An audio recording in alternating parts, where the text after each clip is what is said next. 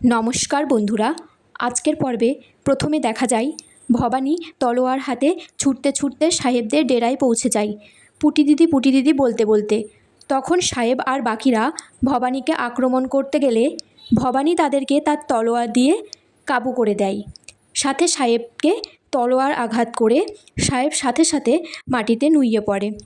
ওইদিকে পুটির কাছে গিয়ে দেখে সে জ্ঞান হারিয়ে খাটে পড়ে আছে। ভবানী তার মুখে জল ছিটিয়ে জ্ঞান ফেরায়। পুটি ভয়ে বসে আর বলে, কে কে ছেড়ে দাও বলে ভয়ে চিৎকার করে।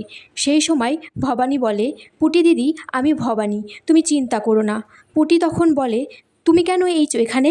ভবানী বলে, আমি তোমায় উদ্ধার করতে এসেছি। পুটি বলে, এ কি অলক্ষণে কথা, তোমাকে এইসব মানায়? একদম ঠিক কাজ করনি। তুমি হলে নাটোরের রাজরানী, তুমি সাহেবদের সাথে পারবে না।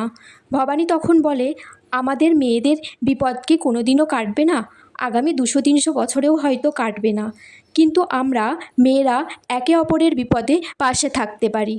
ভবানী আর পুটি যখন ঘর থেকে বেরিয়ে যাবে তখন আবার সাহেবদের দল তাদের দুজনকে ঘিরে ফেলে। ভবানী দেখে গাছের পিছনে কেউ একজন দাঁড়িয়ে আছে আর মনে মনে বলতে থাকে, পেশার ঠাকুরপোকে দেখলাম না, তার মানে সাহেবরা পেশার ঠাকুরপোর বন্ধু নাকি?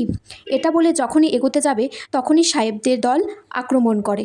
ভবানীর পিঠে তলোয়ারের আঘাতও করে, সাথে সাথে সেই স্থান দিয়ে রক্তক্ষরণ হয়।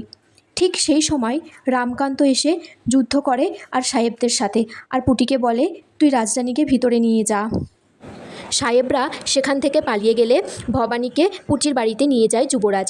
সেখানে কবিরাজ মশাইকে চিকিৎসার জন্য আনা হয়েছিল এবং তিনি বললেন, ক্ষতস্থানে যদি কিছুটা পুড়িয়ে দেওয়া যায় তাহলে আর কোনো ভয় থাকবে না, তাড়াতাড়ি ঠিক হয়ে যাবে রাজরানী।